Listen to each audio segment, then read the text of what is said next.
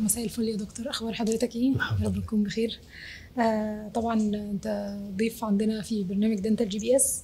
احنا البرنامج ده عملناه مينلي علشان نجيب دكاتره قدروا يعملوا نماذج في طب الاسنان، حاجه مختلفه عن مجرد ان انا دكتور اتخرجت وبقيت كلينيشن.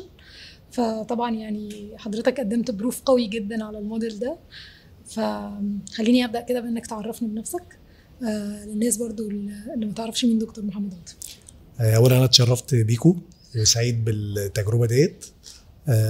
انا محمد عاطف، انا خريج جامعه القاهره دفعه 2006.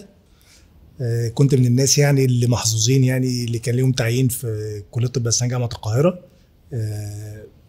تعينت في قسم الجراحه كنايب يعني، وقعدت فتره النيابه، وبعد كده بقى ربنا كرمني بقى وتعينت بقى كمعيد، والتدرج بقى حاليا استاذ مساعد في كليه طب اسنان في قسم الجراحه. بس ما قلتناش عن اكبر حاجه في حياتك، اللي هي حضرتك شغال كلينيشن واستاذ في الجامعه وعندك شركه دول لزراعه الاسنان. انا بالنسبه لي انا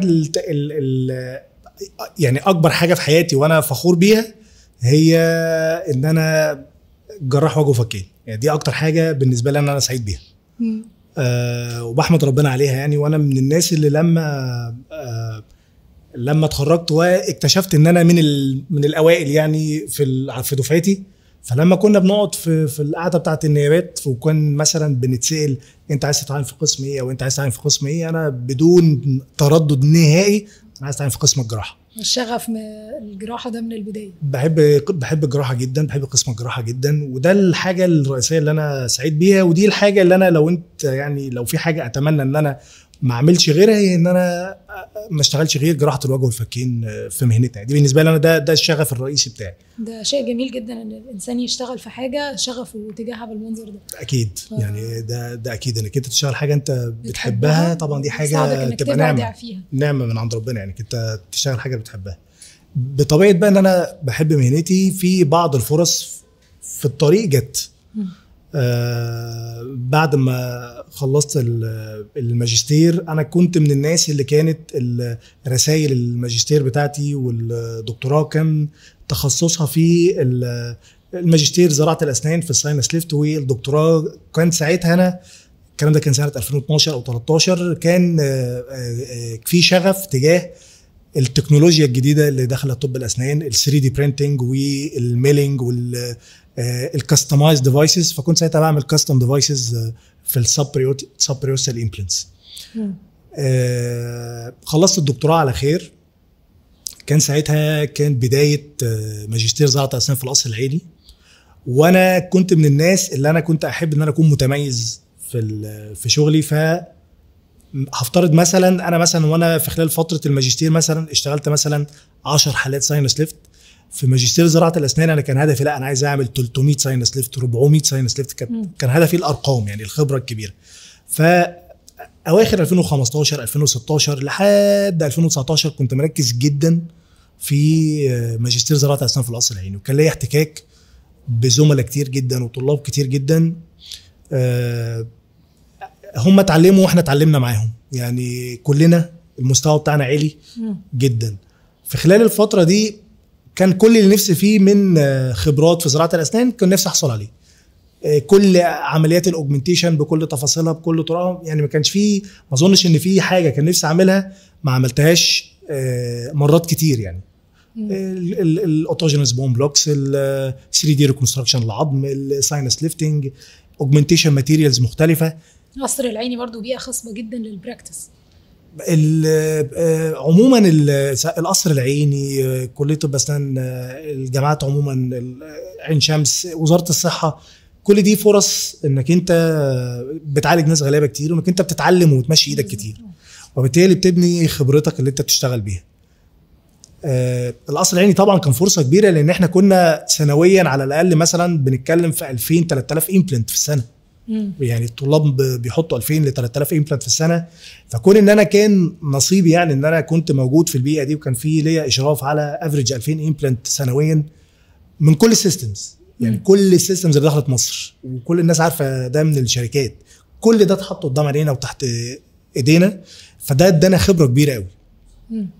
وده بقى اللي بعد كده بالتبعيه في مرحله معينه لما كنا بنسافر يعني مثلا بره مصر بنعرض مثلا شغلنا ومعانا الشباب بتوعنا الطلاب وزملائنا، فمثلا بتعرض مثلا الابحاث بتاعتك، الناس بتعرض مثلا في كلينيكال اورال سيشنز، اورال برزنتيشن سيشنز، في ناس بتعرض بوسترز. فالحقيقه على الصعيد الجزء بتاعنا الجراحه نفسه، اظن ان احنا كمصريين، انا شايف ان احنا كنا دايما بنسافر امريكا كتير، المانيا. اظن ان احنا يعني سيبنا امباكت قوي جدا جدا جدا على صعيد الجراحي في زراعه الاسنان وجراحه الوجه والفكين. بس انت مع الوقت ومع السفر، واظن ان ليله يعني فينا ناس كتير مننا خدوا جوائز كتير بره مصر. يعني انا فاكر انا في سنه 2019 احنا كان في الاكاديمي فوس انتجريشن التوب 10 ريسيرش، اقوى 10 ابحاث. انت بتتكلم اوت اوف 300 بحث تقريبا رايحين، انت بتتكلم في التوب 10 كان في 3 مصريين، يعني 3 من مصر. فدي حاجه توضح لك قد ايه انت على الصعيد العملي وككلينيشن انت كمصر انت قوي جدا. لكن الحاجه اللي انا ادركتها وانا هناك في 2019 هو ان المتحكم في صناعه طب الاسنان هي صناعه طب الاسنان الشركات. المتحكم فينا كلنا.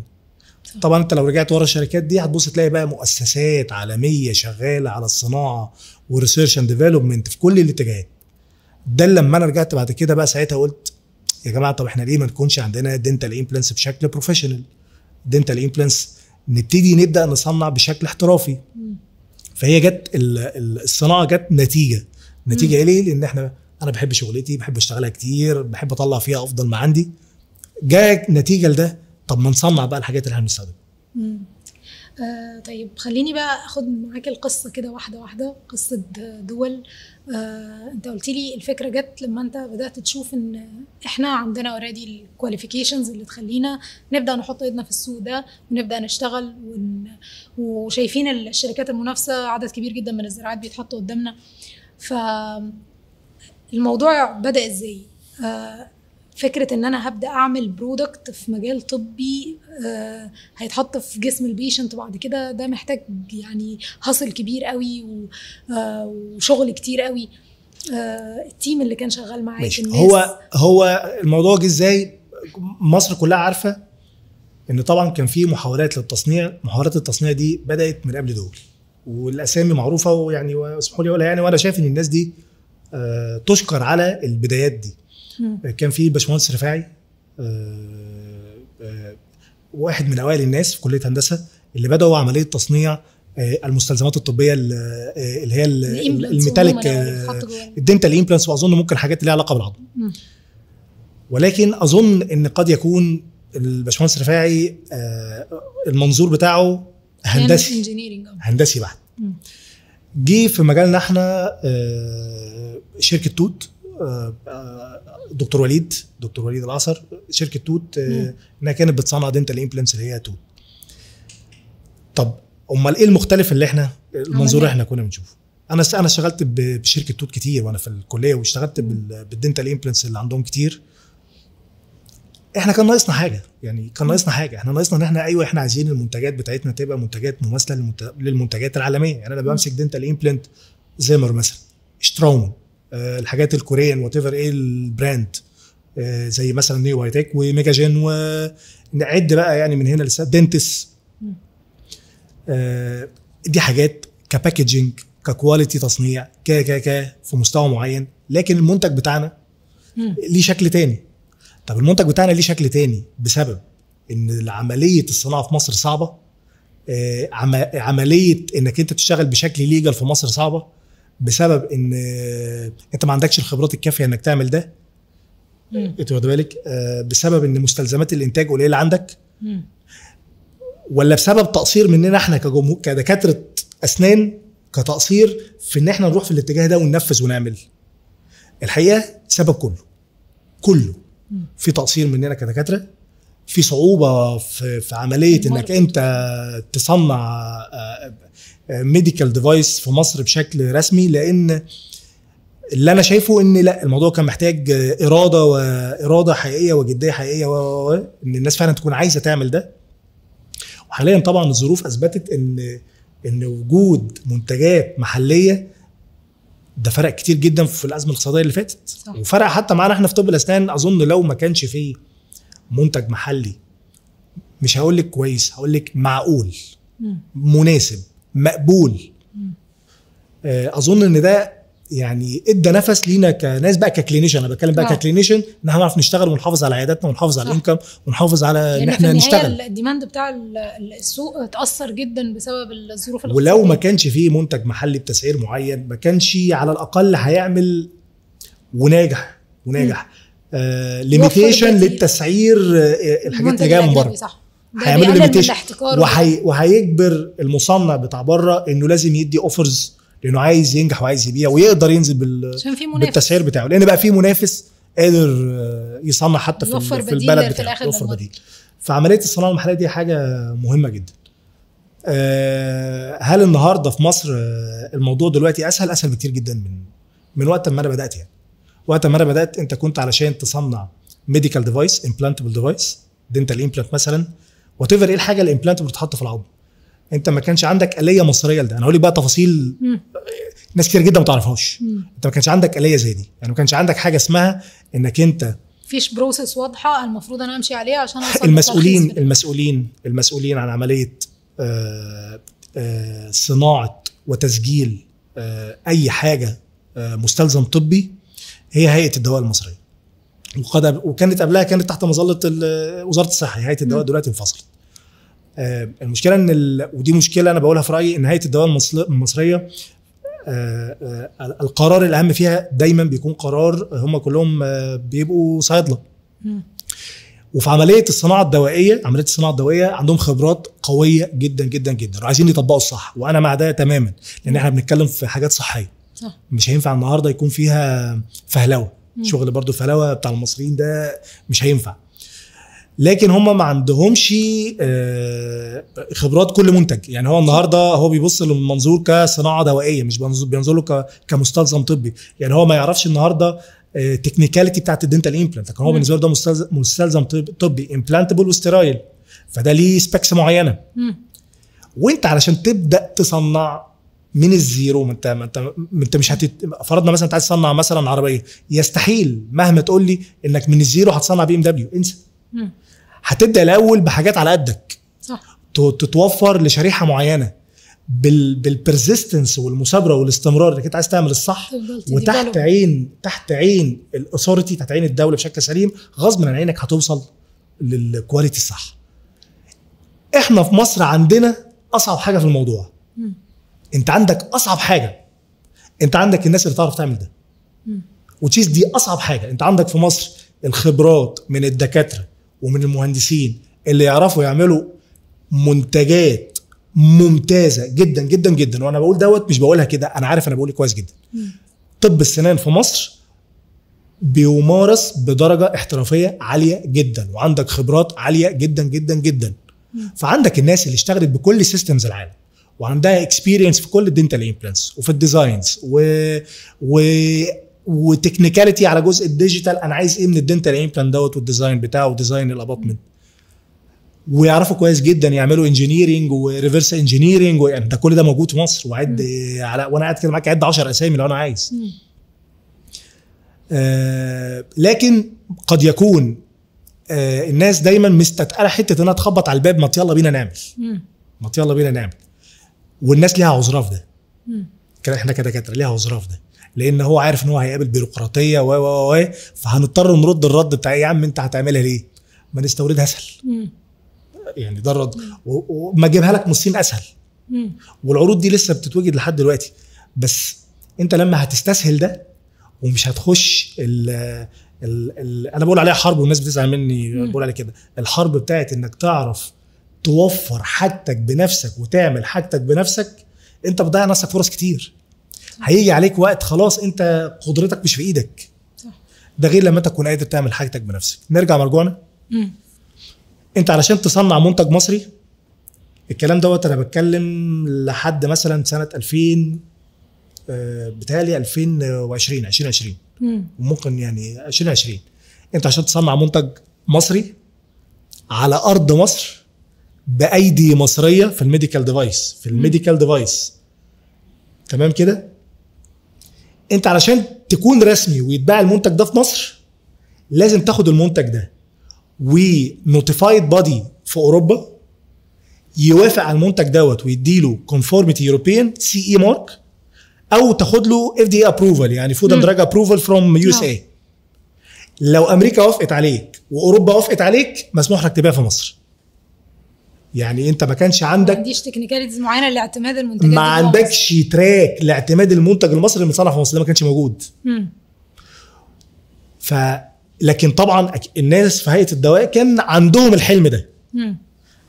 فاهم قصدي؟ بس زي اي حاجه الحلم كان موجود على الورق، لكن فانا كنت دايما اسال سؤال بقى بال 500 دكتور بعددنا الرهيبه اللي انت عارفاها عندنا في اسنان، والاعداد الاضخم اللي في صيدله، احنا مش قادرين نعمل آلية لتصنيع منتجاتنا واعتمادها محليا.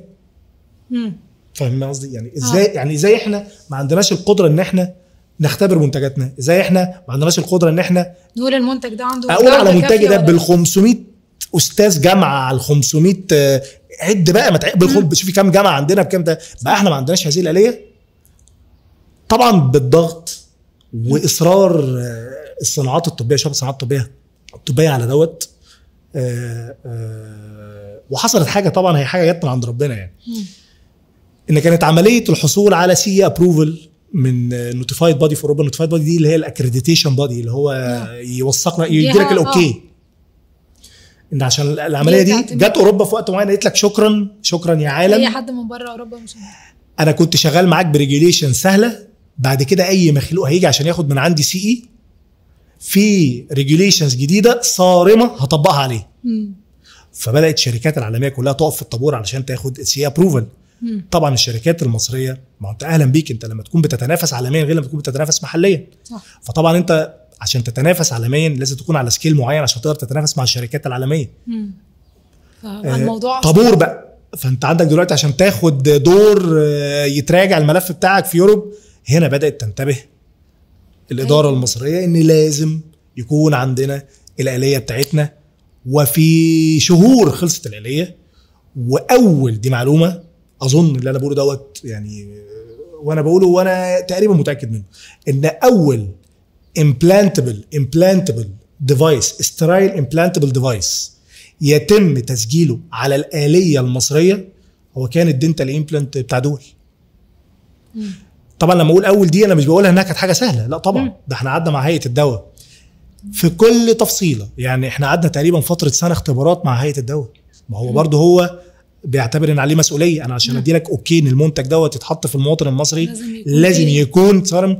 وخلي بالك هو في البدايه فهو عايز يطمن ان الآلية بتاعته سليمه، عايز تجارب حاجه زي الامبلانت عايزه فولو اب طويل. لا ده مش فولو اب بس، ده انت النهارده بتتكلم عمليه صناعه منتج طبي استرايل، لا طبعا يعني قصه. اظن ان بعد ما الامبلانتبل ديفايس بتاع دول خلاص الدنيا عدت، اظن ان دلوقتي فتح الطريق للناس، وفتح الطريق للناس وفتح السكه.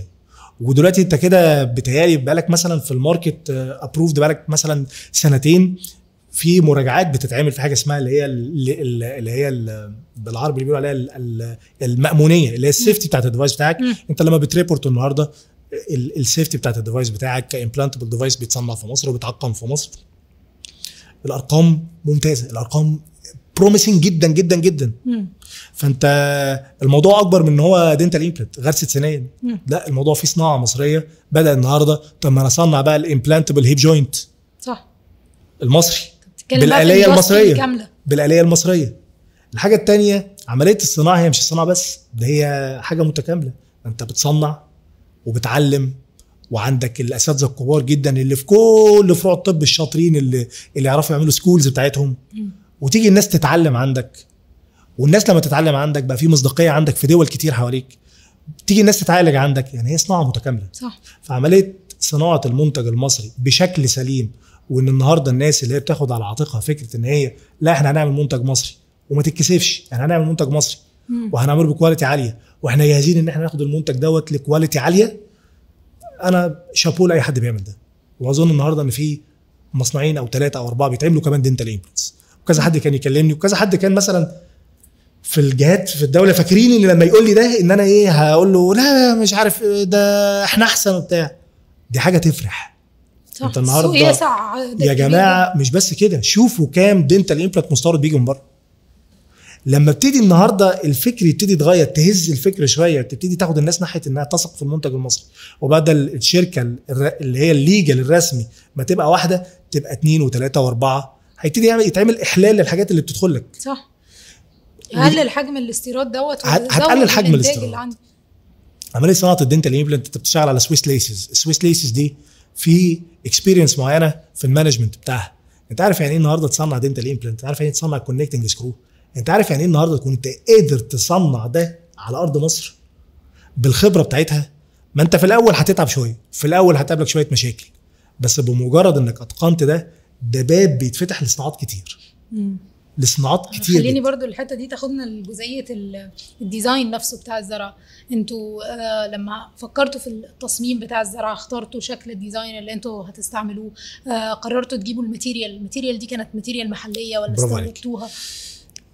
النهارده انت بتتكلم وانا ببتدي اتكلم انا ككلينيشن دلوقتي. النهارده انت النهارده استخدمت دنتال امبلانتس مختلفه، استخدمت تي اس في ديزاين، دكاتره السنه بتشتغل دنتال امبلانتولوجي، استخدمت الزيمر ديزاينز، استخدمت شترومان ديزاينز، استخدمت كوريان ديزاينز معينه زي هايوزن او اللي هي بتاع عليها اوستم، زي نيو بايوتك، زي دنتس، زي ميجاجين. استخدمت حاجات تركيه في مرحله من المراحل.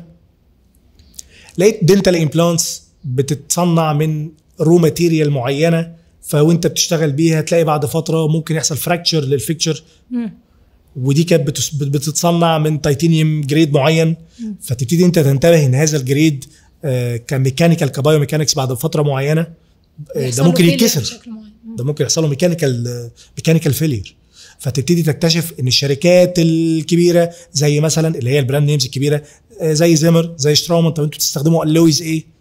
طب النهارده انا لما اجي هبدا استخدم الرو ماتيريالز دي، انا عايز ابقى واثق اروح اجيب الرو ماتيريال دي فروم شاينا ولا اجيبها فروم يو اس اي. فانا برضه عايز ابتدي بشكل سليم واعرف اعمل اسسمنت للرو ماتيريال. فلا انا هبدا من السبلاير اللي بيسبلاي لزيمر، اللي بيسبلاي لشترومان، عشان اتاكد ان الرو ماتيريال بتاعتي سليمه. وفعلا عملنا كده. بعد شويه طب ابتدي اشوف سبلاير في المانيا، ابتدي اشوف سبلاير في تركيا، ابتدي اشوف سبلاير في شاينا، عشان اشوف احسن سعر بافضل كواليتي. عمليه الديزاين، انا بستخدم الديزاين بتاع، انا بستخدم مثلا، انا بستريح في الديزاين اللي بيجيب استابيليتي عاليه، سواء تريبل ثريدد ديزاين او سواء ان الليد بتاع الثريد، الليد اللي هو لما بلف دنتال امبلانت 360 درجه فالمسمار ده هيتحرك اجزاء لمسافه قد ايه. الليد انا عايزه ليد عالي مثلا 1.8 ملم، لا انا بفضل الدبل ثريدد ببيتش 0.8 ملم اللي ايكوال لليد 1.6 ملم زي اوستن، زي هايوزن. خبراتنا احنا، ده مش بتكلم على محمد عاطف، انا بتكلم على زي ما بقول كده اعد لك 500 واحد بيشتغل الشغلانه دي في مصر. بقى احنا مش عارفين ايه الديزاين الحلو اللي احنا بنشتغل بيه وايه السيرفيس تريتمنت الافضل لينا، احنا مش عارفين. بقى احنا مش فاهمين تكنيكاليتي الحاجات دي كسيرفيس تريتمنت سليمه ولا لا، وكستريليتي سليمه ولا لا، عارفين. عشان كده لما انا بقول لك احنا عندنا اصعب حاجه في الموضوع يا جماعه، احنا عندنا الناس اللي عارفه. انت عندك النولج وعندك الناس، مش هقول لك النو هاو كامل، اللي تعرف تشتغل على النو هاو دوت وتطلعه وتجيبه. فالديزاين النهارده احنا كنا عباره عن جروب، والجروب دوت انا بحب اقول عليهم يعني بداوا الاول كانوا طلاب لينا، النهارده هم رجالتنا اللي بنتقوى بيهم، اخواتنا اللي بنتعكز عليهم، عرفوا مننا بدايه الطريق وعرفوا يتعلموا باحسن مننا.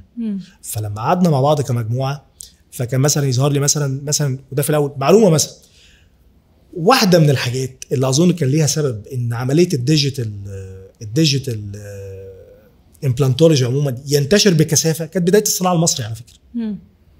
يعني لما بدات النهارده الصناعه المصري تقول بكثافه، في عندنا التايب بيزز بتاعتنا، في السكان باديز بتاعتنا، اللي بدا دوت مثلا 2 من شباب عندنا في القصر العيني كانوا ماجستير. كان محمد البحيري هو دلوقتي مخلص دكتوراه تركيبات من القصر العيني، ومصطفى شاهين ده كان ماجستير امبلانتولوجي قصر عيني.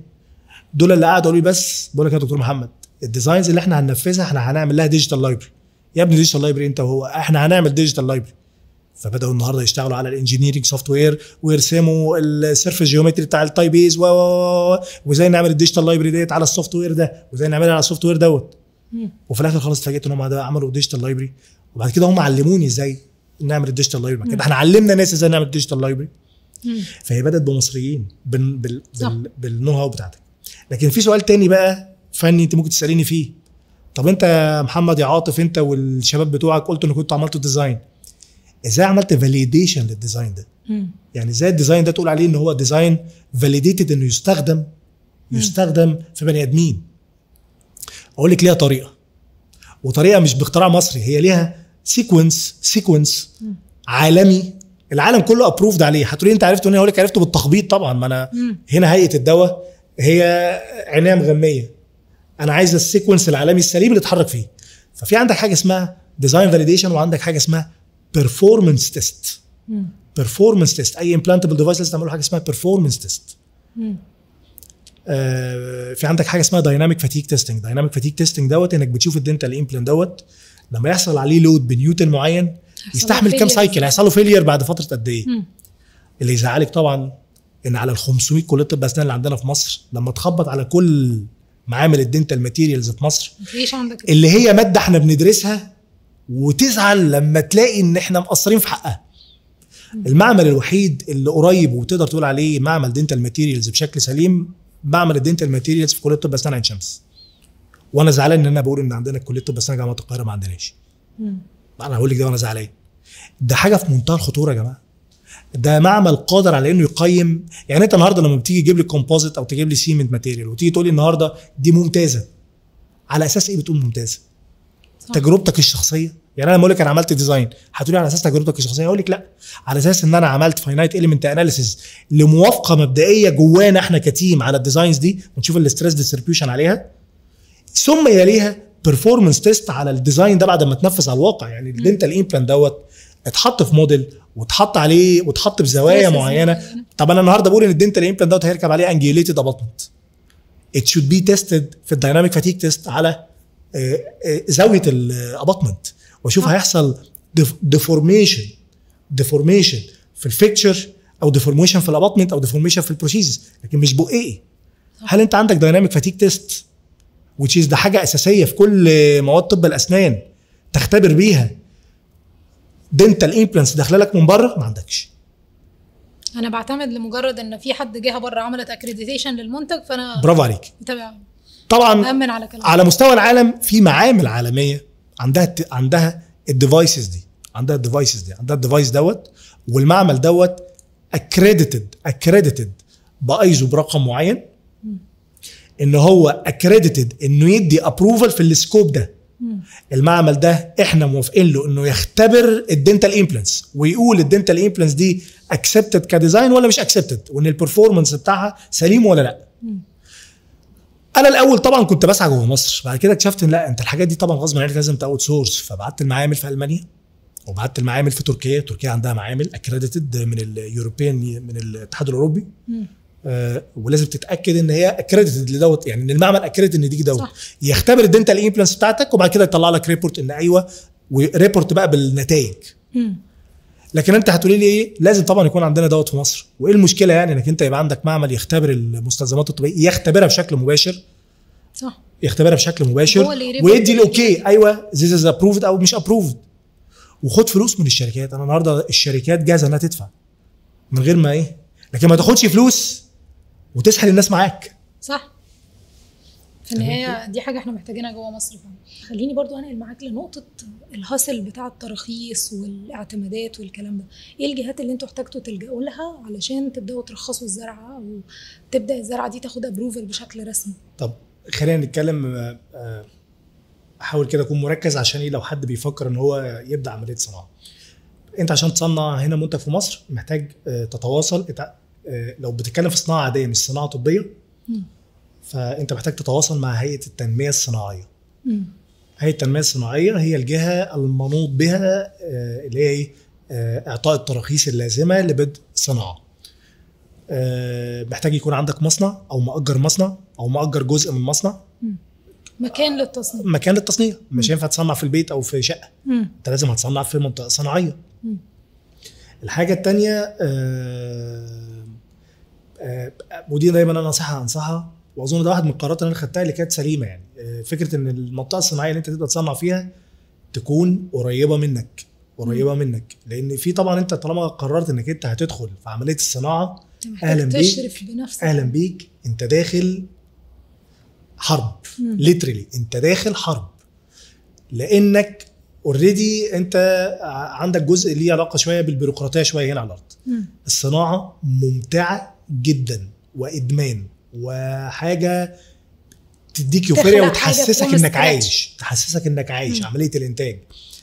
لكن المشكله انك انت لسه في مدام عفاف موجوده، فمدام عفاف دي حاطه التاتش بتاعها لسه، يعني التاتش بتاع مدام عفاف ما اتشالش، فمدام عفاف لسه ما عندهاش الجديه في ده.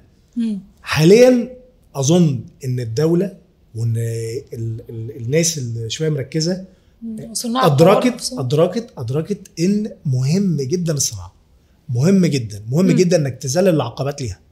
وهي الجمله دايما انا بقولها، ما تطلبش من واحد فروم زيرو انه يصنع لك بي ام دبليو، ولا انت ولا هو هتعرفوا تعملوها. مفيش مشكله يبداها شويه ب 128 بلاده، بس يتحرك بشكل سليم ويتحرك تحت عينيك ويتحرك رسمي اوتوماتيك. سنه 2 الثالثه مع التنافسيه اللي موجوده هو هيخلق الماركت وهيخلق السوق. انت ممكن يبقى عندك ليميتيشنز في مصر دلوقتي انك انت تزرع، لكن انت عمرك ما يبقى عندك ليميتيشن انك تصنع. المان باور موجود، المساحات موجوده، فانت ينفع تكون دوله صناعيه قويه جدا جدا جدا. فهيئه التنميه الصناعيه دي الجهه الاولى، لكن انت عشان صناعه طبيه في هيئه تانية هي ماشيه معاك بالتوازي وقوتها نفس قوه هيئه التنميه الصناعيه، وزي ما دول هيقولوا لك اوكي لازم دول يقولوا لك اوكي، وهي هيئه الدواء المصريه.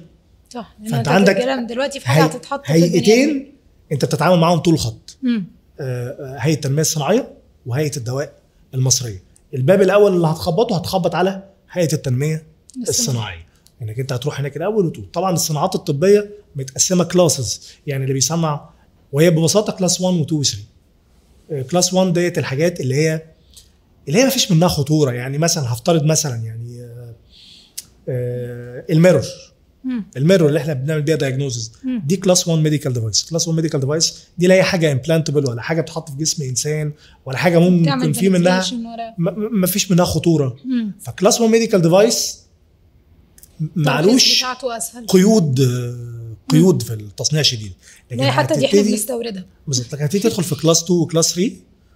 كلاس 2 برافو عليك، اللي هي حاجات انت بتستوردها، الكونسيومبلز، الحاجات الضخمه دي، وتشيز بالمناسبه دي حاجات يعني بيبقى فيها ربحيه كويسه. بس انت هتدخل في التنافسيه مع الناس بره. ما اهلا بيك، انت مش بتنافس هنا، انت بتنافس المصنع الباكستاني اللي قاعد هناك في باكستان وبيعمل لك النيدل، فانت جاهز تنافسه. وبرضو ده محتاج تدخل من الدوله، ازاي يخلي تكلفه التصنيع هنا محمود هنا يقدر يصنع دنتال ميرور سعرها منافس ل الميرور اللي جاي من باكستان. فكر بقى فيها ازاي الميرور بتاعت باكستان تكلفتها تقف اقل انه يستوردها ويجيبها من الميرور اللي هتتعمل هنا. دي لازم تتذاكر. وطبعا اللي بيصنع لازم يذاكر الحاجه اللي هيعملها ويكون عنده خبره فيها عشان يعرف يعملها او يصنعها. بروسيس النهارده انك انت اظن انك يبقى عندك مصنع وتبقى ليجل في مصر بتاعي هتاخد لك من سنه لسنتين. تكير برضو انت عندك في حاجات في عمليه الصناعه بتاعتنا اتنيدز اللي هي بيتقال عليها بري ماركت ابروفل. يعني حضرتك النهارده قررت مثلا، خلينا بقى نكبر بالطموح شويه، تصنع دعامه في القلب. انت حضرتك ما فيش حاجه اسمها انك تبيع الدعامه في القلب وبعدين ناخد لك ترخيص. انت لازم تاخد الترخيص الاول ويتوافق عليك وتشاف ان الحاجه دي سليمه، وبعدين تاخد الابروفل انك تبيعها. انتوا واخدين بالكم؟ فالامبلانتبل ديفايسز في العموم هي كده. لكن الموضوع محتاج زي ما بقول لجان وجديه من الدوله علشان انك انت تنتشر في هذه الصناعه، تدعم الصناعه. تنتشر. انا مش عايز مصنع، انا عايز 10 مصانع. مم. وبالتبعيه ال10 مصانع هيتنافسوا مع بعض وهيقطعوا بعض وهيطلعوا احسن منتج، وغصبا عن عينيهم هيفتحوا ماركتس اكتر. صح. انت واخد بالك؟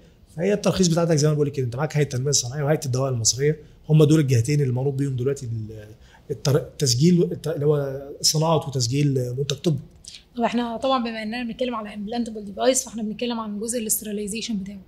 البروسيس بتاعت الاستراليزيشن بتاعت الزرعه كانت بتتم ازاي؟ او انت النهارده عشان تصنع دنتال امبلانت انت في مراحل معينه. المرحله الاولانيه انك انت بتجيب الماده الخام، لازم تراجع على الماده الخام.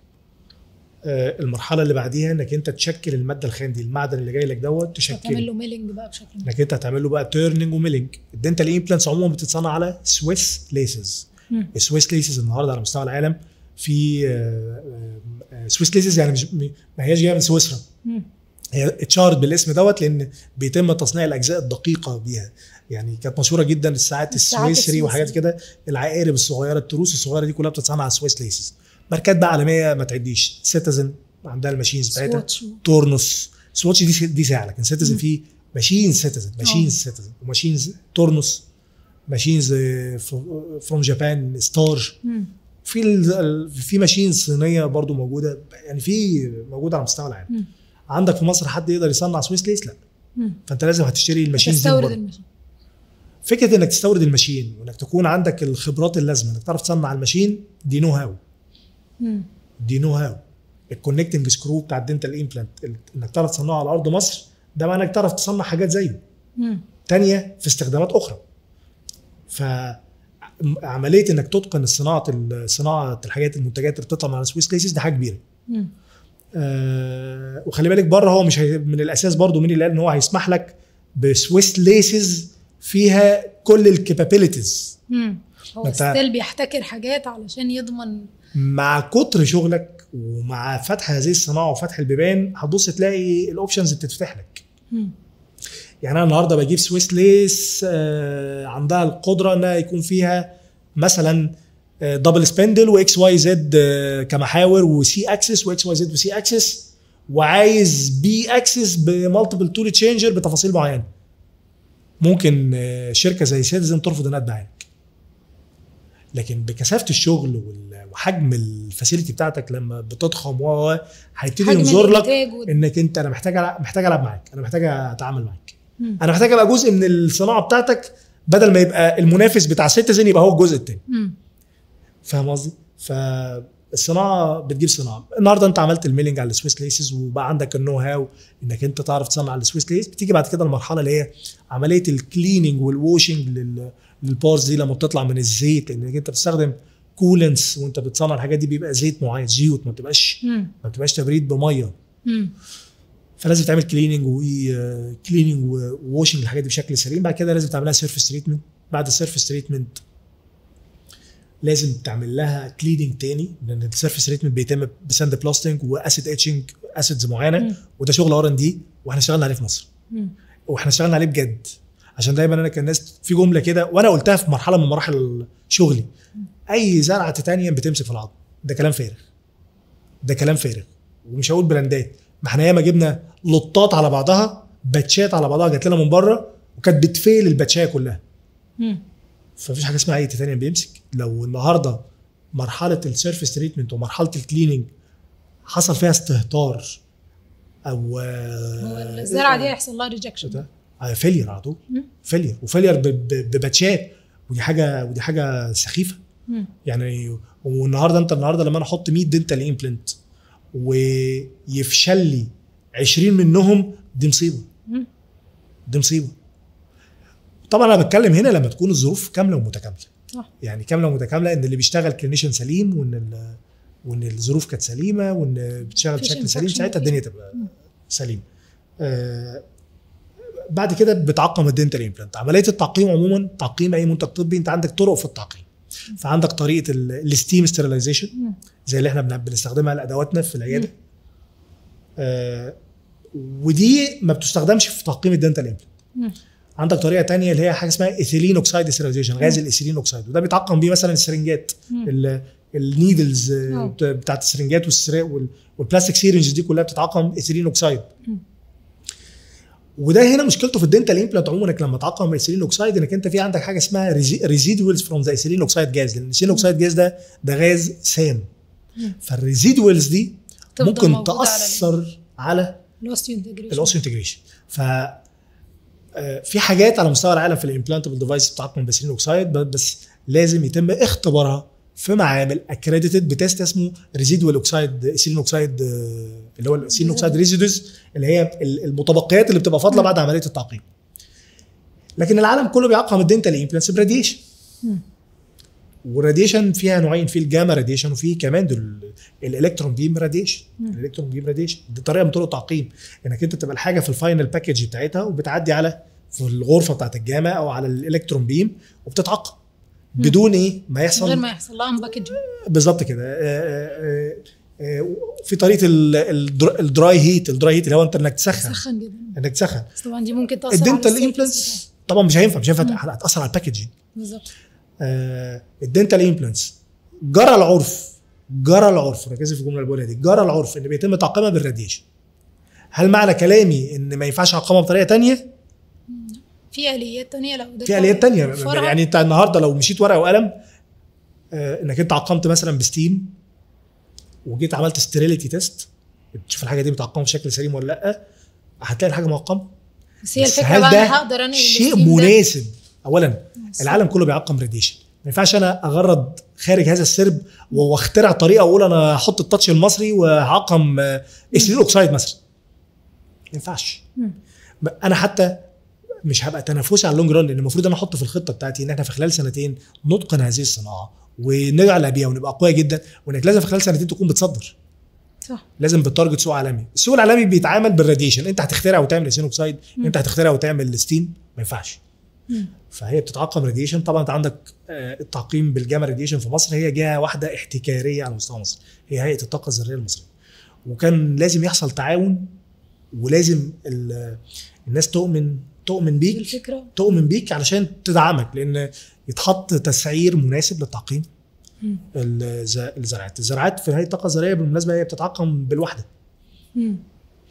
يعني مش بالفوليوم. ودي حته مصري، يعني هم بيزعلوا مني لما بقول الحكايه دي. ده حته مصري، فهي احنا بنعقم عندهم هيئه الطاقه الذريه المصريه عندهم الويلنج ان هو يساعد، عايز يكبر الصناعه، عايز مصر تبقى هاب، هو على استعداد انه يقف في ظهرك.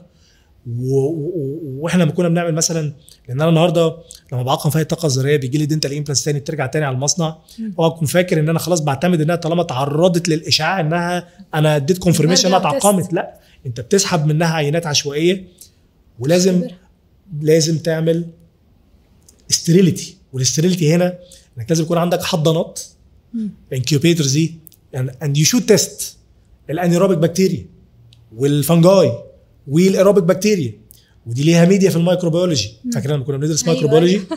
انا كنت بذاكر ميكروبيولوجي كده عارف. فانت بتست الفنجاي في حضانه على درجه حراره 20 مثلا، ويشوت تيست الانيروبيك بكتيريا على درجه حراره 37 او 40. ودي واحده من الحاجات اللي انا استفدت فيها من هيئه الدواء. هيئه الدواء انت حضرتك هتعمل مصنع ميديكال ديفايس، يو شود هاف ا مايكروبيولوجي لاب. طبعا انا ما كنتش فاهم يعني ايه مايكروبيولوجي لاب.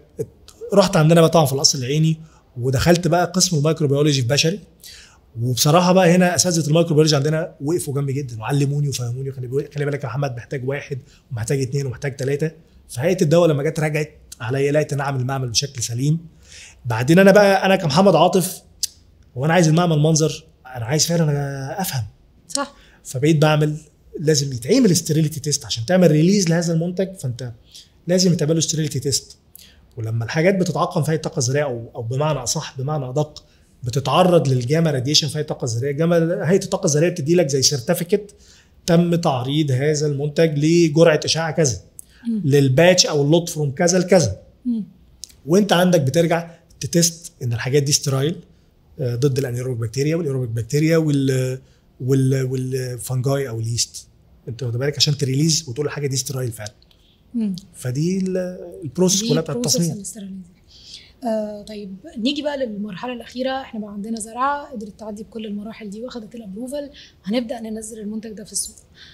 طبعا احنا بنتكلم في سوق المنافسه فيه شرسه جدا، في كميه شركات اجنبيه، وفي منتاليتي بتاعه عقده الخواجه ان انا اي منتج مصري لا هو الكواليتي بتاعته ديفينتلي هتبقى اقل من المنتج الاجنبي. عملتوا ده ازاي او كنتوا بتواجهوا؟ والله بصي، ما كانش ليها استراتيجيه وما كانش ليها تخطيط. ودي كانت من الحاجات كده اللي اتحركنا فيها بدماغنا. ولو كنت فكرت فيها استراتيجيه وتخطيط ما كانش الفيلم نفسه من الاول اتعمل. خلينا نقول حاجه، احنا زي ما انت بتقولي احنا سوق شرس وعددنا كبير وعملتنا قيمتها بتقل. اولا انت محتاج على طول الخط تفكر بشكل ايجابي. يعني انت طبعا كلنا عندنا الابس اند داونز وكلنا عندنا نفسيا بنتعب، لازم على طول الخط تفكر بشكل ايجابي. الحاجه الثانيه، ما تخليش البيزنس مان اللي جواك يغلب الدكتور اللي جواك. انت دكتور، اوعى تنسى انك مش عايز ابيع وخلاص، اوعى تنسى انك دكتور. انا بحب مهنتي واحب اخلاقيات مهنتي، ولازم يعني تحافظ على ده، وده اللي هيساعدك انك تنجح تنافس. ببساطه انت محتاج انك انت فعلا تكون عندك مصداقيه. يعني انا قد يكون اللي ساعد دول امبلانت في الاول، اللي ساعد دول امبلانت انها تتحرك وتنجح، اظن ان انا كنت محظوظ ان كنت كان لي احتكاك في العمليه التعليميه مع دكاتره كتير. يعني انا فاكر ان انا مثلا انا اتعاملت بشكل مباشر مع فوق ال 130 طالب يعني في تعليم زراعه الاسنان. فالناس دي اتعلمت على ايدي، فالناس دي لسبب ما كان عندها مصداقيه معايا. يعني هم عارفين ان انا يعني صدقونا في العمليه التعليميه وقت ما كنت يعني مركز قوي. انا ما كنتش الشخص الناعم، يعني كنت شخص حاد يعني وكنت فاكر ان الناس هتزعل مني في ده. يعني اتفاجئت بعد كده ان لقيت الغالب العام فاكرني بالخير، يعني انه فاكر ان الراجل ده كان عنده نيه انه يعلم بجد يعني. فاظن ده اللي ادى مصداقيه، خلى دكاتره الاسنان، جزء كبير من دكاتره السنان عايزين يستخدموا المنتج دوت، علشان المنتج دوت ليه علاقه بمحمد عاطف. انا عارف ان دي البدايه كانت كده، ليه علاقه بمحمد عاطف، ومحمد عاطف من الناس الصادقه اللي مش هتكذب علينا يعني. فده اللي ساعد على النجاح. لكن انت لو النهارده انا عايزين اكلمك وارد عليكي بشكل بيزنس بقى مش كدكتور، هقول لك احنا عددنا كبير ولازم نركز كمجتمع طب اسنان، وخلي بالنا من دي، ودي رساله مني لكل زملائي سواء الدكاتره الصغيرين الكبار. الدكاتره اللي نجحت على صعيد المراكز بتاعتها وبقى عندها بيزنس قوي، يا جماعه لازم نخلي بالنا. احنا لازم التارجت بتاعنا الفتره اللي جايه يكون الانتشار عالميا. لازم نبقى احنا لما نقول طب اسنان مصري، طب اسنان مصري يبقى براند. انا بتكلم بلغه ديجيتال ماركتنج اهو. يعني طب اسنان مصري، يعني زي ما بقى النهارده اي حد تكلمه تقول له انا عايز، يقول لك انا عايز اشعر شعر في تركيا، وهفاجئك ودنتال امبلانتس في تركيا. يعني كنت اسافر بره مصر فيقابلني حد فعارف ان انا دكتور سنان، يقول لي ده انا اتفاجئ ناس كتيره جدا بتروح تركيا علشان تزرع سنانها مش شعر بس. فاذا تركيا خدت الريبيتيشن دي. العمليه دي مش هتنجح في مصر غير كلها على بعضها. لازم احنا نكون كدكاتره سنان ايثيكال، نكون سلام. هقول حاجه على الماشي كده انا بزعل منها، فكره النهارده ان كل دكتور سنان بيحاول يعمل ماركتنج لنفسه، فيبني الماركتنج بتاعه على ان هو لازم يشتم او يقلل من دكتور السنان. دكتور السنان اللي ما بيعملش كذا يبقى يا عم خليك في نفسك، بص في ورقتك، ابني على نفسك، انت ناجح لوحدك. انت مش محتاج النهارده انك تيجي تقول لي دكتور السنان اللي ما بيعملش كوم بيم قبل ما يعمل روت كانال ده مفتري، ده ما عندوش ضمير. مش حاجه اسمها كده. ومش انت اللي تقول ده، اللي يقول دوت ناس مؤهله انها تقول ده، الناس يكون عندها دراسات بكثافه و اساتذه في الجامعه، ويكونوا اساتذه في الجامعه كمان يكونوا سايكولوجيكالي نيوترال والدنيا سليمه فده عشان ده يتقال محتاج لجنه من ناس متخصصه كتير جدا، مش واحد ولا اتنين تدي ابروف على حاجه زي كده. ما تقعدش بقى تفتي. فابنوا الاستراتيجيه بتاعتكم على ان احنا نخبط في بعض. ابني الاستراتيجيه بتاعتكم على ان احنا نقوي بعض. عامله كده زي دكتور السنان لما بيجي له دكتور شغل مثلا من بره فيبص مين اللي عمل كذا، مين الدكتور اللي مش عارف اللي عمل كذا، شغل الصنايعيه ده غير لما النهارده نتكلم بشكل ايجابي، نفكر بشكل ايجابي. لازم عينينا تشتغل على ان احنا بنماركت لنفسنا لطب الاسنان المصري عالميا. طب الاسنان المصري مش هو على الدكتور بس، مش هو على الصناعه بس، محتاج صناعه قويه لمستلزمات طب الاسنان في مصر، محتاج كلتشر، محتاج دكاتره اسنان في مصر شاطرين كتير، وده موجود. وده موجود. وبدل ما تشتغل على كوميونتي ال 120 مليون، اشتغل لك كده على 2 مليار 3 مليار من العالم، بدل ما انت بتشتغل على 120 مليون. صح. طب احنا مؤهلين لده؟ ده احنا مؤهلين لده جدا جدا جدا جدا جدا. انت مؤهل لده، عندك اجواء رائعه وجميله، مصر جواها حلو جدا، عندك بيئه سياحيه خطيره جدا، عندك دكاتره سنان شاطرين لدرجه تمتعك، انت بتشوف شغل الناس الجمال ده. فعندك ناس شاطره قوي، الانقح بقى، وعندك سعر تنافسي جدا للخدمه نفسها. فانت النهارده علشان تبني عمليه استراتيجيه بيع منتج مصري محلي، ما تقلقش، اعمل المنتج بكواليتي كويسه، غصبا عن عينك لازم تتحرك في اتجاه التطوير. يعني انا غير راضي النهارده عن المخرج النهائي اللي طالع من دول الامبلانت، انا عايزه احسن، انا عايزه يبقى تنافسي، انا عايز الناس تقول ده زي البراندات العالميه، وعارف كويس جدا ايه الدفوهات اللي عندي، انا عارف ده كويس. بس اوعى تشك ان ده بايدي، في ليميتيشنز غصبا عني عمال افكها، في قيود عمال اكسرها عشان احل ده بشكل سليم وبشكل ليجل. انا عايز الموضوع يطلع ليجل، انا عايز النهارده المصنع والاثنين والثلاثه يبقوا ليجل ويتحركوا بشكل ليجل ويعملوا صناعه تنافسيه عالميه. واطمن الناس ده جاي، وعددنا الكبير دوت اللي انتوا شايفينه ان هو ديس ادفانتج، انا شايفه ادفانتج، انا شايفه ادفانتج. العمله اللي بتقل بالنسبه لنا احنا كطب اسنان، انا شايف انها هتكون فرصه ان احنا نفتح اسواق ثانيه. محتاج تفكر بشكل ايجابي، محتاج تفتح اسواق ثانيه، محتاج دايما وانت بتتحرك عينك على الماركت العالمي مش على الماركت جوه مصر. فانت محتاج ده دايما. ده فعلا يعني انت بتتكلم في نقطه مهمه جدا، الناس محتاجه ان هي تبدا تركز معاها وتاخد بالها منها، علشان في اندستري كبيره قوي احنا محتاجين ندعمها كلنا. برضو خليني اسالك في نقطه، انا ملاحظه ان اغلب التسويق بتاع شركه دول بي تو بي، انتوا بتبيعوا لوكلاء معينين بس مش بتبيعوا دايركت للعميل، او مفيش ليه واضحه بي تو سي طب كويس، انت دخلت في تفصيله حلوه. خليني اقول لك شويه ديس ادفانتج في دول. عمليه تصنيع سيرجيكال كيت، انا فاهم ناس كتير قوي بتسال دول ما عندهاش كيت. الدنتال امبلانت، خليني اقول شويه معلومات بقى تكنيكاليتي في الدنتال امبلانت. الدنتال امبلانت بيتصنع من التيتانيوم، ده الجولدن ستاندرد ماتيريال، يعني بغض النظر عن الناس اللي بتصنع في زيركونيا، يعني الزيركونيا امبلانت. لكن عمليه تصنيع دريل يحفر في العظم، دي قصه ثانيه. طب ليه؟ خلينا نعرف كده ايه المواصفات المطلوبه من الدريل اللي يتصنع يتحط في العظم. اولا انت عايزه ما يكونش بيصدي، يكون كوروجن ريزيستنت. صح. ثانيا انت عايزه يكون very hard and tough material، يعني ما ينفعش اعمل دريلنج جوه العظم الدريل يتكسر. صح. tough يعني ايه؟ يعني لما اعمل دريلنج جوه العظم لا اتفاجئ ان الدريل يتكسر مني جوه العظم.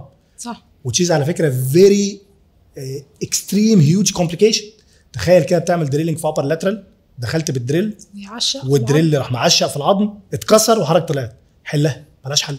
زي الفايلات كده ما بيحصل فيها في الانمي.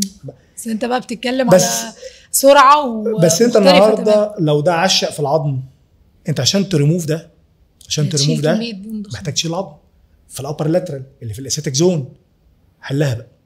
فاهم قصدي؟ يكون فيري هارد ماتيريال عشان تبقى فيري شارب، عشان يقطع بكاتنج افيشنسي سليمه في نفس الوقت. يعني انت عايز ماتيريال ما تصديش، فيري هارد، اكستريملي تف، كوروجن ريزيستنت. انتوا مش واخدين بالكم كده احنا بنتكلم عن الماتيريال دي مواصفاتها ايه؟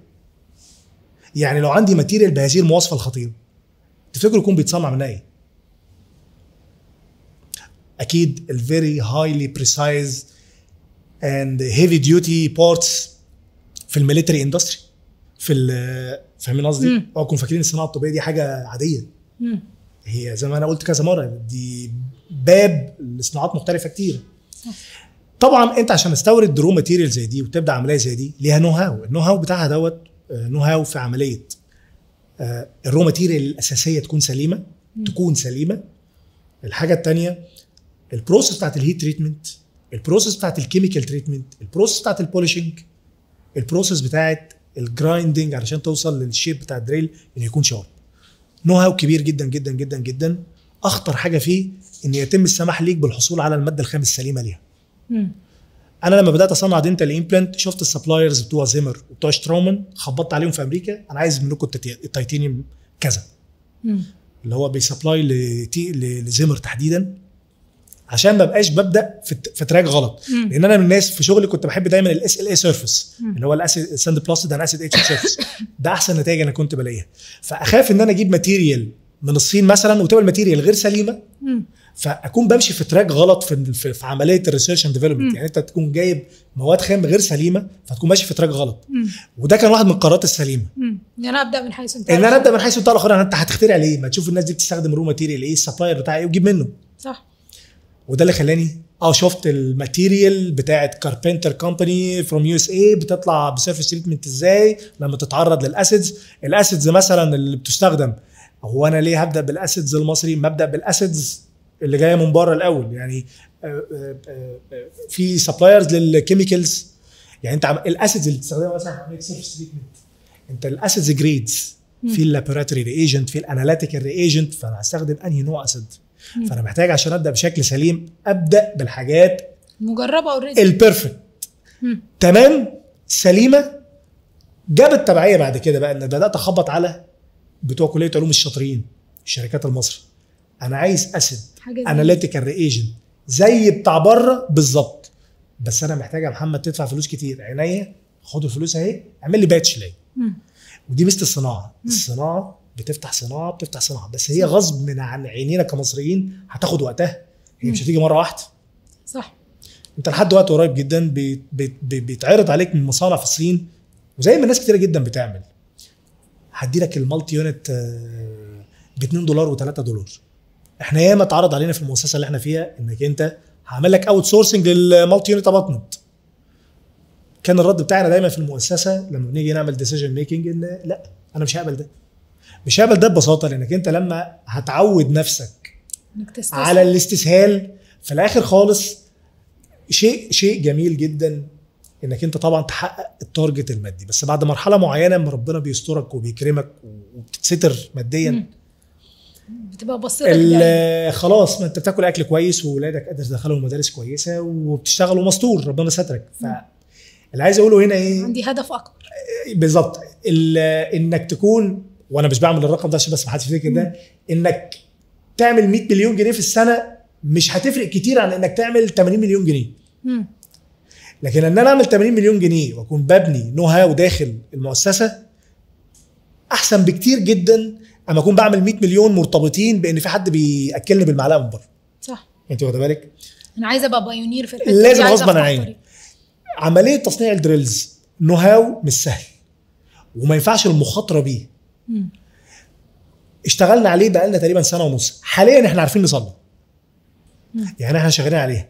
بس انا علشان اوصل النهارده انا عارف واجرب كذا سبلاير، لان كنت بقول لك على موضوع سبلايرز الرو ماتيريال للدريلز المشهورين عالميا هم كانوا رافضين ان هم يسبلاي بالرو ماتيريال السليمه. ولما كنت ابعت، يعني لن يخفى على احد ان واحد من السبلايرز لما انا بعت بره زي كاربنتر، عايز تتعامل وعايز التريم رايت ماتيريال علشان تصنع اكيد يعني الدنتال امبلانت دريلز ودرايفرز، عندك جنب منك بلد موجوده جنب منك فيها السبلاير، لو عايز روح اطلب منه. طبعا انت فاهمين قصدي راسل على انهي بلد. دي الميلز اللي كانت بتيجي كده، عندك السبلاير في اسرائيل في تل ابيب اطلب منه. فاهمين قصدي؟ ودي حاجه بالنسبه لي برضه سخيفه، وانا مش هتلاقي دراعي. وده طبعا انا من زمان، وده مش هتلاقي دراعي. فضلنا ورا الحاجه، عرفنا النو هاو وعرفنا الرو ماتيريال وبنعمل عليها الاختبارات. واقدر لكم زي ما بقول ادينا كمان 6 شهور سنه وهيبقى في السيرجيكال كيت المتصنعه في مصر بشكل سليم. انا عارف ان في ناس بدات تحاول وتصنع، بس اعذروني، ما انا ما اقدرش اثق في دريل يتحط في العظم الا لما اكون متاكد 100% انه عدى على بيرفورمانس تيست بشكل سليم. عشان دي حاجه ما تقدرش تتحمل مسؤوليتها انك تدريل ويتكسر، وده في النهايه هيأثر على الكواليتي بتاعه الامبلانت والحلم بتاعك كتصدير. بالظبط. امال ايه الحلول اللي انت اتحركت فيها؟ رقم 1 حاول ابقى بدات، ومش بس، اولا بدات ككومباتبل، وده يرجعك للديزاين من الاول. وفكره انك انت عقلك يكون يحاول يدرس كل فتفوته. لا، انا هبدا كومباتبل مع الانترناشونال هيكس ديزاين علشان ابقى كومباتبل مع الانترناشونال سيستم، فبالتالي اقدر استخدم كيتس بتاعت الشركات العالميه لحاجاتنا، ودي بدايه سليمه. ما حدش يزعل النهارده لما يقول لك ده دول ما عندهاش كيت. اعذرني، ما انا بحاول ابتدي. صح، اصبر، انا جاي، ما تخافش، انا جاي، واصبر، انا بدرس الموضوع بشكل سليم عشان يطلع صح. الحاجه الثانيه، ودي بقى حاجات فكره الكو برودكشن مع كوريا. اوعوا تكونوا فاكرين ان الشركات بتصنع الكيتس بتاعتها، انما السيستم هنا في مصر طالب مني ان اكون بصنع الكيت بتاعتي. فين وفين انت لما بتقعد تتناقش مع المسؤول في الجهه دي وفي الهيئه دي وتقعد تشرح له وتفهمه، هو خلي بالكم برضه احنا خلطه مصريه كده بتطلع السيستم بتاعها. ما تخافش، انا بخلص الخناقه دي وهخلصها والديبيت بتاعها لحد ما الناس تفهم وتستوعب اهميه ده بالنسبه لنا، واوتوماتيك ده جاي. اللي بيحصل دلوقتي الكو برودكشن مع، ودي شركه مصر كلها عارفاها، كيزر كومباني في كوريا. ده اللي بيصنع الكيتس، لكل الشركات الكوري مشهوره. مش عايز اقول اسامي عشان ما حدش يزعل مني، هم كلهم اصحابي وزمايلي. بيصنع لكل الشركات. انا عارف مثلا هو بيصنع الكيت بتاع الدنتس، بيصنع الكيتس بتاعت كل البراندز بتاعت كوريا. اللي عايز اقوله يعني فكره الاوت سورسنج في الصناعه شيء سليم، حاجه مش حاجه غلط. صح، وفي الاخر انت اوعى فاكر، هدي نفس المثل، اوعى فاكر ان مرسيدس بتصنع العربيه كلها. ما اكيد في سيركت معينه وبورد معينه وسلوك معينه اوت سورسنج لبيسز معينه. صح، وفي الاخر انت بتدي العيش لخباز. هنا في مصر بتعتبر ايه ده، انت هتعمل اوت سورسنج للدريلز؟ لا، انا اسف، دي صناعه مختلفه بتسجيل مختلف بمش عارف ايه. لا، ليها تراك. في مصر لسه الناس مش مستوعبه فكره انك، ولذلك النهارده انا علشان اصنع عربيه هفترض مثلا، هل ينفع النهارده حد في قطاع خاص عايز يصنع عربيه بكره الصبح؟ مش هيعرف. علشان يجمعها لازم ياخد ابروفل من الدوله. معلش، انا هجيب الموتور من هنا، فاهمين قصدي؟ لازم اجيب الموتور من هنا. يعني انا النهارده لو واحد بكره الصبح قرر انه يصنع العربيه المصري لوحده، ما غصب عن عينه، ما في قطع معينه تشود بي اوت سورس غصب عنك. بس انا اللي بطلبه انها تشود بي اوت سورس بالشكل السليم، وتدخل اتليست حتى في شكل كو برودكشن. يعني انا النهارده لما اخدت الدريل من كيزر بالرو ماتيريال السليمه في الشيب بتاعه، وبكمل انا عندي هيت تريتمنت، وبكمل انا عندي ليزر ماركينج، ما دي مرحله. ده لا يمنع ان انا شغال على عمليه تصنيع الهاردنبل ستانلس ستيل ميديكال ديفايس بشكل سليم وبتستات سليمه. اديني بس وقتي وهصنعها في الاخر وهطلعها لكم بشكل سليم. هي دي قصه الكيت. قصه الباكجينج، اوعى تكون فاكر النهارده انك انت عشان تقرر تغير شكل باكج في سترايل برودكت ان الباكج دوت حضرتك كده يلا بكره الصبح احنا هنعملها علبه، ان هتروح تخبط كده على هيئه الدواء المصريه وتقول لها معلش انا غيرت الباكج النهارده هخليه بكره علبه، هيقول لك انا موافق. لا طبعا، هو لازم هيمر بالباكج دوت في حاجه اسمها باكجينج فاليديشن. ايه اللي يضمن ان الباكج ده بعد الاسترلايزيشن يعني انت النهارده مكتوب على لسه محافظ على الستيج ان هو ده صالح لمده 5 سنوات. اوعى تكون فاكر ان الجمله دي اتكتبت بتسهل. لا، احنا في حضانات بنشتريها. الحضانات دي هي اسمها ستابيليتي انكيوبيتور، ستابيليتي ستادي. الاستابيليتي ستادي دي انا لازم اتاكد ان الحاجه دي محافظه على السيلينج بتاع الباكج بتاعها بشكل سليم. في عوامل جويه انت بتعمل حاجه اسمها اكسلريتد اللي هي ستابيليتي ستادي، اكسلريتد ستادي. فمثلا انت بتدي ريكومنديشن ان المنتج بتاعي يتم تعبئته في درجه حراره 30، ما يعديش اكتر من كده. انا عشان اقول لك ان هو صالح ل5 سنين بحطه في حضانه درجه حراره 60 درجه مئويه وهيوميديتي 65%، وببتدي بشكل ويكلي بالظبط كده، بشكل ويكلي او شكل مانثلي تبتدي تسحب عينه وتعمل عليها اختبارات. السيل بتشوف الاستابيليتي بتاعت السيل، بتشوف الاستيريلتي بتاعت المنتج انه محافظ على التعقيم بتاعه بشكل سليم. المده الزمنيه في كونديشن زي دي 9 شهور. حط عليهم برافو عليك، حط عليهم بقى الاجراءات نفسها. يعني انت النهارده انا عشان اغير الباكج ده بشكل يبقى ابروفد انا محتاج سنه.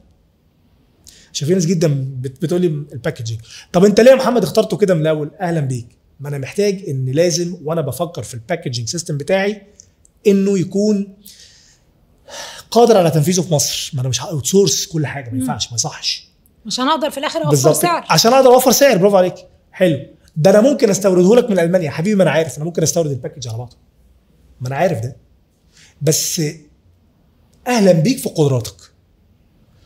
طب انت دلوقتي يا محمد شغال على باكج شكله احلى واحلى؟ طبعا اكيد، ما انا خلاص انا بقى عندي الخبرات والهامش المادي اللي يخليني قادر اوت سورس ده مع مهندس مصري. طب ليه؟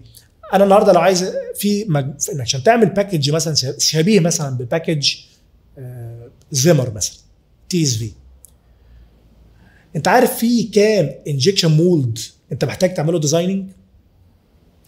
اعمله في الصين. هقول لك تاني يا حبيبي، ما انا برضو لازم افكر ان انا اعمل ده جوه مصر. افهم، ما لما كل حاجه اعملها اوت سورسنج انا عملت ايه؟ سعر برودكت انت مش انا هتقدر عملت ايه؟ النهارده بعد طبعا ما اتبهدلت مع كام مهندس، مع كام خبره في تصنيع الاسطمبات، مع كام حد في الانجكشن مولدنج، النهارده اخيرا ايوه قدرت اعمل ده. وهتشوف الباكج دوت لما يعدي مرحلته بشكل سليم. محتاج ايه؟ محتاج بقى من الدوله تنجز معايا. انا عايز اعلي الكواليتي، انا عايز احسن الكفاءه للمستهلك المصري، انا عايز اصدر. انجز معايا. لو انا مجبر ان انا اقعد 9 شهور، بلاش تزود لي عليهم 3 شهور و4 شهور اجراءات. صح، وصلت كده؟ صح. فدي اسباب الليميتيشنز دايما. طب خليني برضو اسالك، ايه خطه دول في التوسعات الفتره الجايه؟ يعني قول لنا كده. خطه رقم 1 وده لا يخفى على احد، او رقم 1 نفسي انا مش هخترع عجله. الدنتال امبلانس متصنعه من سنه 80 بالشكل الفاينل بتاع اللي انتم بتشوفوه والناس شغاله عليه. انا عمليه اللي هي الكونتينوس اديوكيشن، نفسي ان انا ادخل جوه الكيانات العلميه وادعم ده بشكل سليم مع الناس الشاطره. شايفين تحركات فعلا لدول مع شركات تدريب كتير وجامعات علشان وعايز ادعم باي شكل، عايز الناس تعمل، وعايز الناس تتدخل في العمليه دي. لما انت سالتيني على موضوع السبلايرز، فكره الصناعه هيدك، الصناعه هيدك وجع دماغ. انت فاهم كويس جدا. انا كل يوم بقابل، انا وانا داخل عليك دلوقتي ما انت شايف فين اكيد مكالمه شغاله، الحق ده انت عندك مكن عطلان حصل فيه كراش، صلح مش عارف ايه المشكله في البروجرامنج ولا المشكله في توصيلات المكن ولا الصناعه حصل هيدك. وعمليه المبيعات والماركتنج هيدك اكبر، هيدك تاني. صح، مش اكبر، هيدك تاني ليها ناسها. حلو. هتجي تقول لي يا محمد ادي لموزع شاطر. يا جماعه انا شفت اكبر شركه في مصر معاها اكبر توكيل في مصر، وقلت لهم لو سمحتوا انتوا اكبر شركه، انتوا اكبر توكيل، اتفضلوا خدوا الزراعه البرودكت وزعوها. طب ما تدي لكذا حد. اقول لكم انا اسف، انا بختار اللي انا بديله. ليه؟ انا عارف كويس جدا مين اللي انت كدكتور سنان تعرف تجادل معاه، يعني تعرف تاخد، يعني ما انا في الاول دكتور، ما انا اشتغلت وتواصلت مع شركات، وعارف مين اللي فكره تجاري، وعارف مين اللي عنده استعداد انه يجي على حساب المارجن بتاعه بحيث ان انا اقدر اوفر لك في الاخر منتج تكلفته تكون مناسبه ليك. وفي نفس الوقت يكون عنده اللي هي الكيتس اللي كذا. النهارده انا بتكلم في وكيل اشترومان ووكيل زيمر، وكيل اللي هو انا عارف اللي هي واحده من الشركات العالميه رقم 1، واكيد ما حدش فينا يختلف على ده. طب هل ينفع النهارده ادي لحد تاني معاه؟ ما ينفعش، هيضربوا بعض، يعني هيحصل اختلافات. لكن المصنع بيحاول على قد ما يقدر انه يساعد من خلال، انا مش هقدر كمصنع ان انا اعمل الحته بتاعت اللي هي البي تو سي، ان انا اوصل اللي هي اوصل لك، والنهارده انا محتاج موتور وكت وكونترا مش هقدر، ما اقدرش. انا ما بصنعش مواتير وما بصنعش كونترات. طب اشتري. اهلا اشتري. كده دخلت في غصب جديد. انت بتكلمني النهارده عشان تجيب حاجات هيفي ديوتي، يعني لو بتتكلم في مواتير بكونترات دبليو ان اتش عشان تعمل سيرفيسنج على الدكاتره، ما ينفعش. لكن انت لو هتسالني نصيحتي ايه، انا بفضل اكتر الدكاتره هي اللي تبقى اشتري الكيتات، اشتري الكيت بتاعتك اشتغل بيها، اشتري الموتور بتاعك اشتغل بيه. ما انا ما اقدرش، ما هو حضرتك برضو انت كدنتال امبلانتولوجيست يشود انك تنفست في نفسك. صح، انت لازم تنفست في نفسك. انما فكره انك انت معتمد على كل، انا فاهم طبعا ان 2007 سنه 2007 من اوائل الناس اللي كانت بترفع السماعه على الشركات اللي كانوا كام شركتين ثلاثه في مصر. كنت انا الو بقول لك ايه، ممكن تجيب لي كيت وموتور وكونترا وادفع ايجارهم عشان اعرف اشتغل، عشان اعرف اتعلم. انا ده كنت بعمله. بس انا بكلمك بقى من موقع مصنع انا دلوقتي، ولسه مصنع، انا الف به صناعه في مصر، ما اقدرش اوفر لك ده. اللي يقدر يوفره لك موزع. الموزع وحش. ما هو يا جماعه تخيل كده ان اسامي تانية لو هي بقت هي اللي بتوزع وكله طلب، وكله طلب، ضغط غصب عنه بيقلل كله طلب. الكواليتي. يعني كل الناس طلبت ده، بس انا عارف ده هيجي على حساب التكلفه في الاخر، وعارف ان ده يقدر. فانا وبنحاول دايما بنضغط دايما على انكورج، بنضغط عليهم دايما، حسن الكواليتي، اقف في ظهر الناس اكتر. الدكتور ده زعلان ريحه، الدكتور دوت مضايق حاول تحلله، حل. يعني على قد ما اقدر دايما بحاول ان انا ابقى دايما في صف الدكتور دايما. لكن تكير من حاجه، انت سوق برضو او انت مهنه للاسف ما لهاش رقابه قويه. يعني عادي جدا جزء كبير جدا من الدكاتره تكون بتتعلم وبتجرب وما لهوش رقيب. للاسف انا مش هقدر ان انا امارس هنا ان انا دكتور وبتاع ده، لازم اخد خطوه لورا غصب عني عشان ما اثرش على الصناعه نفسها. لكن هرجع اقول بقى هنا طبعا السوق محتاج يبقى فيه education اكتر، في continuous education حقيقي، ناس بتعلم بجد، والدكاتره محتاجه تستثمر في نفسها وتروح تتعلم، وما بقتش مقصوره على الجامعه. انت عندك النهارده continuous education facilities زي المكان اللي احنا فيه SPC بيقدم اكيد تريننج كورسز. انا ما اعرفش يعني، قولي لي انت بقى انا صح ولا غلط. دكتور عمرو اكرام بتهيألي. لا احنا عندنا هنا دكتور احمد حليم. دكتور احمد حليم من الاسامي المشهوره في التريننج، والتريننج كويس وبيعلم الناس كويس جدا. فانت النهارده عندك ناس كتيره بقى جدا في الكونتينوس اديوكيشن في البرايفت براكتس. وبالمناسبه انا بدعم ده. ما لازم يكون عندنا كونتينوس اديوكيشن كتير كتير كتير كتير، وبرايفت فاسيلتيز، مش لازم جامعه. عشان البرايفت فاسيلتي عنده حريه قرار وبيعرف ياخد قرار وبيعرف ينفذ. بس انا احب اثق في احب الاسامي اللي شغاله اللي انا عارف ان هم شاطرين، اثق فيهم جدا. دكتور عمرو اكرام، عمرو حسني، محمود شلش، محمد منير، احمد حليم ايوب، الاسامي الويل نون اللي بتعرف تعلم ومشهود لها بالتعليم، انا واثق فيها. ونفسي الناس دي كلها كل واحد يبقى عنده البرايفت فاسيلتي بتاعته اللي يعلم الناس اكتر. ده اللي هيساعد على الانتشار بشكل سليم اكتر. دي عشان كده انا فعلا موضوع الكونتينوس اديوكيشن ده مصيري جدا للمهنه، ولازم يطلع في البرايفت اكتر من الجامعات، لان الجامعات اوعى تنسى انه بيتحرك وهو حكومه. فعلى ظهره دايما العبء بتاع البيروقراطيه غصب عنه، مش بمزاجه، فمش قادر ياخد برضه قراره مش ملكه. هيطلع له واحد يقول له انت تتربح وانت بتعمل وانت صح. فتوتالي انا توتالي مع البرايفت كونتينوس اديوكيشن. بس خلينا احنا يعتبر غطينا اغلب الاسئله في القصه الجميله بتاعه الدول. خلينا كده نقول نصيحه اخيره نقفل بيها الحلقه للناس اللي بتفكر تدخل في مجال الميديكال اندستري عموما، سواء كانوا دكاتره اسنان او دكاتره بشريين او صيادله. نصيحه كده بسيطه تنور لهم بيها من الطريق الصعب الطويل اللي هم هيمشوا فيه. رقم 1، مصر ماركت كبير، ماركت حلو تبتدي فيه، يعني ماركت بيستهلك، فماركت حلو تبتدي فيه، فدي ميزه رقم 1. رقم 2، انت داخل على حاجه صعبه مش حاجه سهله. اعمل حسابك كده في ان في مده زمنيه حضرتك في ضريبه هتدفعها. الضريبه دي مجهود وحاله نفسيه لازم تحافظ على نفسك صحيا في وقت فكذا. لكن هي عمليه ممتعه جدا جدا. الحاجه الثانيه، في فرصه دلوقتي لعمليه التصنيع، لان في احتياج لده.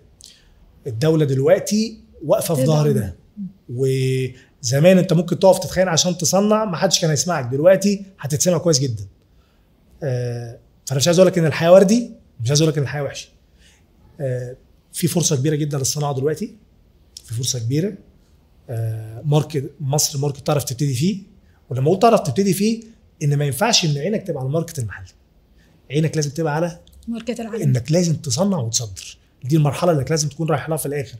ومصر لازم تبتدي جوه الماركت بتاعك وتبدا بيه، وهيقف في ظهرك ويدعمك، وانت هتقف في ظهره وتدعمه، وهياخدك بعد كده انك تكبر بيه، تكبر بره وتكبر بيه. الحاجه الثانيه، انا دي نصيحتي بقى لجمهور شباب طب الاسنان، ودي نصيحه يعني من القلب، يعني فكروا بشكل ايجابي، فكروا بشكل ايجابي. من اول ما تتخرج تبدا الامتياز، ادي لكل مرحله مرحلتها. حضرتك مثلا خلصت النهارده اخر سنه، خد اجازتك، استمتع باجازتك كاملا. تبدا الامتياز، تبدا شغل من نار، ضرب نار. حضرتك في فتره زمنيه لك لازم تتعلم 2 3 سنين، تشوف حد تقف تتعلم معاه كويس جدا، تستكشف نفسك، تعرف انت عايز ايه كويس جدا. و في تنافس، لكن في ماركت كبير يشتغل، يعني في ماركت كبير ديماند عالي يشتغل بس. وبالتوفيق للناس كلها. وانا شايف يعني انا من الناس اللي بحب مصر، يعني بحب بلدي، وهفضل ورا الموضوع مهما مين قال لي ايه. انا هفضل ورا الموضوع لحد ما اوصل للي انا عايزه، وهنوصل اللي احنا عايزينه. يعني حضرتك رول موديل رائع للشباب طب الاسنان والشباب المصريين عموما.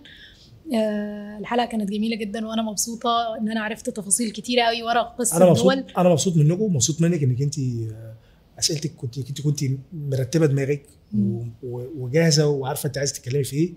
ودي حاجه بصراحه اسعدتني، يعني اللي هو ما كانش حاجه هي القصه كلام في العموم، يعني قصه جميله جدا يعني.